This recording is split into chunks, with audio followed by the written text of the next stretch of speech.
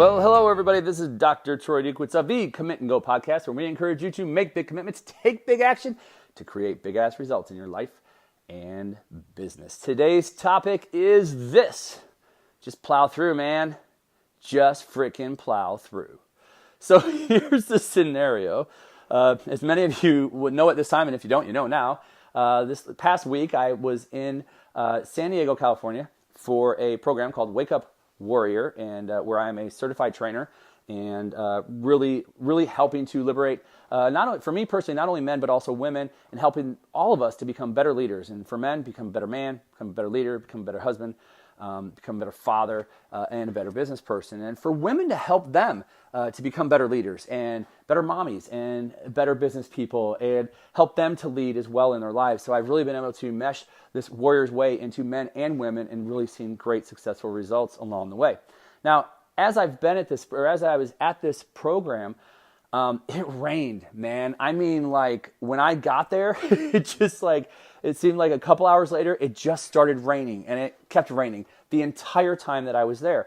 And on this last day that I was there, I'm up in my room. It's a Thursday night. I look down, and there's literally one of the roads is flooded.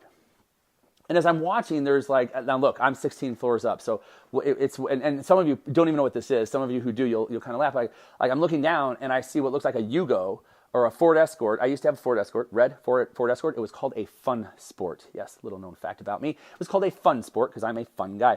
And anyway, this Yugo looking Ford Escort car is like stuck in the middle of this water.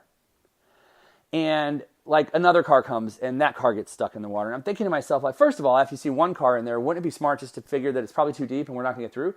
But we don't work that way as human beings because we're in such a hurry to get to where it is that we want to go. We would rather go head down and plow through it, hoping we'll get to the other side, than to just actually slow down and maybe take a couple of different lefts and another right and a right and a left over here. And the next thing you know, I've avoided the water and I get to where it is that I want to go.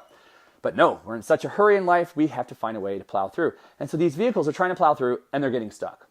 And so later I walked down there with a very dear friend of mine, Dr. David Boyd, and we are walking down the street and we see like a street cleaner, which is trying to go through this water. Now I want you to imagine a truck and the water is up almost to the top of the wheels on the truck and he's almost getting stuck. And again, just plowing through. And so we're kind of laughing at each other because it's one of those things where if, the definition of insanity, do the same thing over and over again, expecting different results, right? And everybody's like, it's almost like we have to have ego to try to get through. And I don't know if he was trying to clean the road. Like it's kind of hard to clean something that's 3 feet high in terms of the water. So it was entertaining to watch it. But then as you walk away, you start going, okay, there's a lesson here. Like there's a really valuable lesson here.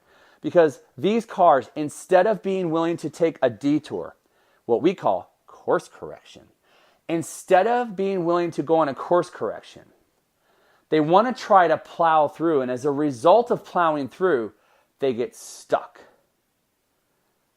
They're not moving anymore. Literally a dead stop. Progress done. How many times in life? I know I've done it.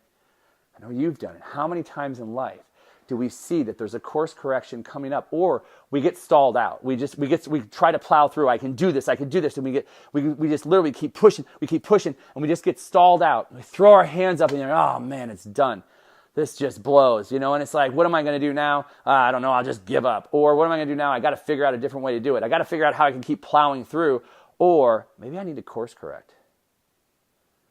So now what happens is when you look at it from a different frame or context, I drive up and I see the water. I go, man, that looks pretty deep. I think I could go over on the left there, but that still looks a little sketchy. There's cars coming the other way. You know what? I'm just going to back up. I'm going to go down the road 2 blocks. I'm going to go up the road 2 blocks, and I'll still get to where it is that I want to go. You see, that's the point, right? I'll still get there. Course corrections are not about giving up. Course corrections do not make you weak. Course corrections make you smart. Course corrections say, I'm going to find a way to accomplish this no matter what. And my straight on path that I thought I was going to be able to take just might not work right now. And I'm smart enough to recognize that. And I can remove my ego from the equation and find a different path and still get the same frickin' result. Some people, but I wanted to accomplish my goal or my target on December 12th. And if I do that, I'm not going to hit it till the 19th. Well, the way it sounds, you weren't going to hit it on December 12th if you try to force it right here. But if you course correct, you're still going to hit it a few days late. And I've yet to meet a person who was really, really terribly upset hitting their goal a few days late. Now, if you're a world-class sprinter and the race is on Sunday and you don't hit your speed time until a week later, yes, that is a problem, ladies and gentlemen.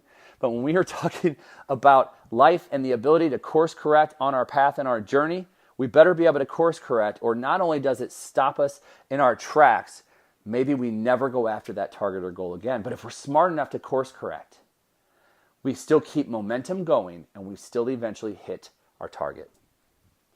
So what do? You look at your life right now. Where is it that you're trying to plow through and you're feeling this ton of resistance, like you're swimming against a current and it's just stopping you dead in your tracks? It doesn't mean give up. It means how can you course correct to still hit the goal that you have at hand, to still hit the target that you have? Is it in your health? Is it in your nutrition? Is it in your workouts? Is it in your spirituality, your meditation, your connection time with God, going to church? Is it in your relationships with your spouse? You got to get back on track with date nights. You're trying to force like 3 and 4 a week, when in reality you need to get one in and make it non-negotiable and then work towards the others. Is it with your children and you're trying to force time with them, which is in an inopportune time? You're trying to force it right before they go to bed, when in reality they need to be going to bed. Is it you're trying to force it in the morning when you know they've got to get to school, but you actually say, you know what, the course correction here is to make sure that I am focused and ready to play with them when they get home tonight from school. I'm going to spend 30 minutes undisturbed with them every day. Just sit down and play with them, with their Legos, with their games, with whatever it is that they want to play. You just course correct to get back on path, to hit a target of connection. Is it in your business, where you're trying to force team meetings, but they're at the last minute, so everybody's stressed out? Or you're trying to force them and you don't even have an agenda. So you realize you have to take a deep breath in and you're just going to walk in and pick one topic. I'd love to hit 10 right now, but I got to have a team meeting that gets back on track. I'm going to walk in and just have one topic that we're going to talk about today. And then tomorrow I'm going to reset and we're going to have 2. Or maybe next week we'll have 2 as I work through 1 this week. I don't know where it is for you. What I do know is that it's always harder to start back up. It's easier to stay up than it is to catch up. It's easier to keep going than to just come to a complete dead stop. So the challenge for you here today, ladies and gentlemen, is just to simply take a look. Where is the one area in my life that I just feel like I'm butting my head, and I need to stop. I need to take a deep breath. I need to reset my energy and my focus and identify what is a course correction for this particular area of my life right now that will still help me to hit my goal or my target. But I just have to reset some of my actions and then go do that thing. That's all I've got for you here today. Hey, if you haven't already, please go check out the commitandgo.com page for more information about myself, about speaking, and to stay connected with me and the events that we have in the future, including our new 30-day challenge coming in January to help you power up your mornings so you can be more productive and more profitability as you start the new year. Number 2, if you haven't already, please subscribe. Subscribe to the Commit and Go podcast and invite your friends to do the same. It helps us to have a more global impact. And if you haven't, please make sure that you rate and or review. I'd be incredibly honored for that as well. That's all I've got for you here today. I am Dr. Troy Dukowitz. This has been the Commit and Go podcast, where we encourage you to make big commitments, take big action, and create big-ass results in your life and business. We'll hear you next time. Bye-bye.